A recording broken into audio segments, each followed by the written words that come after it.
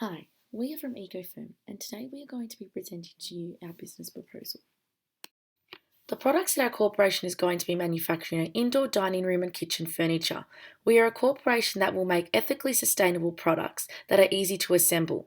Our product range will be constructed of Australian sourced organic and natural materials, and we will be supportive of Australian based wholesalers. Our product range will include dining room tables, dining room chairs, bar stools, and buffets. This market is already well established, and due to this, it may be deemed difficult to break into. However, we are hoping to differentiate ourselves from other furniture brands by creating products that are sustainable and supportive of the environment.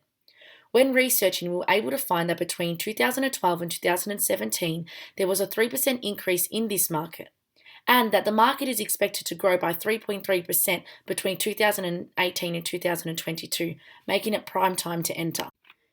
Our product will be sold by Australian wholesalers and at local markets as we want to be able to support them. Markets including the Rapid Creek Market and Nightcliff Market will be markets that we will sell our products at regularly. We'll also be featured at pop-up markets in the local communities. We'll also turn to many local Australian businesses to sell our product. The present process to manufacture our product is as follows. We'll begin by designing the product and gathering the materials. These materials will then be prepared and protected, and the joining and connecting parts will be constructed. A first inspection of the process is then undertaken, which is then followed by colouring and coating the materials and assembling the product.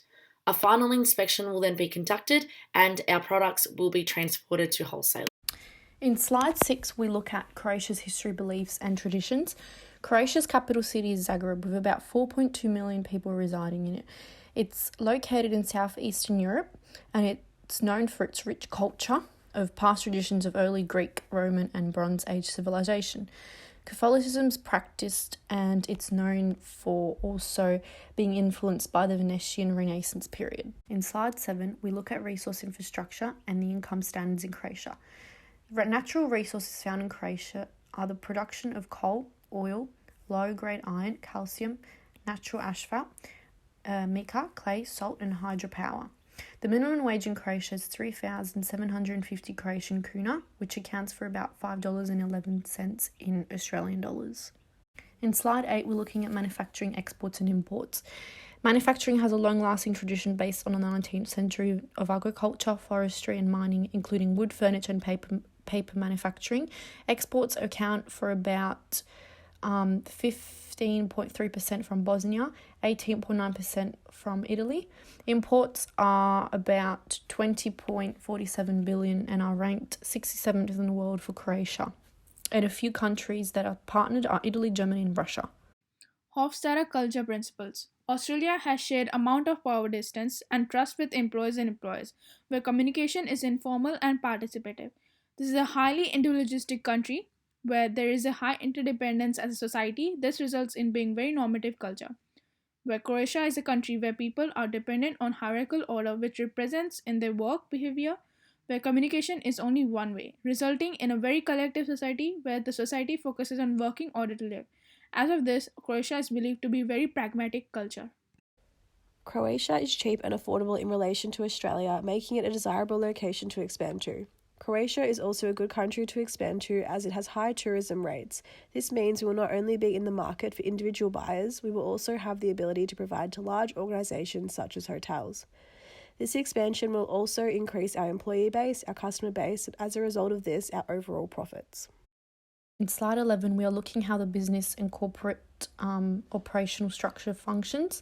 To understand how business internally functions, we need to introduce a structure that will help put the business in a good position and achieve its objectives and ensure it's conducted properly by its overseas employees.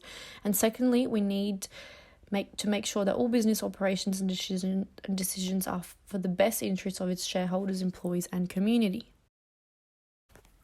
In slide 12, we're looking at the geographical structured organisation that is an advantage for a business like Eco-Furn. Not only it offers flexibility and unique opportunities for expansion, but it also allows both entities, the home base in Darwin and the overseas in Croatia, to operate as their own company, but still report back to directors in Australia. This essentially means that they are owned by the same shareholders, but are able to perform and offer a variety of different products that are tailored for its specific geographical area. This also focuses on demand and supply within. In slide 13, we look at the shareholders for Eco-Furn and what are they able to perform. They are able to perform financial investments, company's profitability, income and assets, and they have a degree of control and influence over the company's management selection. The following sustainable development goals are to be considered when developing processes for Eco-Furn in Croatia. Sustainable Development Goal 4, Quality Education, to ensure all employees are educated on our products and our processes. Sustainable Development Goal 5, Gender Equality, to ensure we are focusing on equal rights for all so that our employees feel positive and comfortable in all aspects of their job. Sustainable Development Goal 8, Decent Work and Economic Growth, to ensure we are improving employment rates. There must also be equal pay for both men and women. The mechanisms and processes we choose to operate our business must adhere to the employment laws in Croatia. These laws are very similar to those of Australia. For example, employees must not be younger than 15 years of age. Employees must not exceed 40 hours per week unless in lines with overtime laws in which they can work an extra 8 hours per week. Employees are entitled to 4 weeks vacation each year. Under Article 14 of the Constitution, which looks at equality, discrimination is forbidden. When it comes to financial costs, the following factors need to be considered: wages, cost of factory, cost of materials, and training. These are all important factors as they contribute to the continuous growth of our company. Our base rate for wages will be $10 an hour, and this will increase depending on job description. The cost of materials and equipment is estimated to be around $100,000 as we need completely new materials and equipment. The cost of our factory will be $102,520. This is just a rough estimate and it includes inspections, permits, electricity and maintenance costs, and our training costs are $5,000. Human resource issues expanding overseas. Firstly, culture barriers. Different countries hold different values and beliefs that may interfere with the company's current values. The company may blend into overseas values as they want to carry on with the expansion. Secondly, customs and policies regarding local and overseas recruitment. There are different types of recruitment processes in different countries. The company should invest in proper training when hiring the locals so they can have a solid understanding about the company's processes, objectives, and systems. Thirdly, training and development. If employees are not properly trained, they may continue with their regular routine, which can result in company not achieving their full potential to reach the end goal. Lastly, compensation and benefits. If there are any type of resource scarcity, the company may have to spend more budget in hiring specific employees when needed. Benefits may differ each time depending on the policies. For example, if the employee is full time, company may have to be obliged to spend more benefits on them.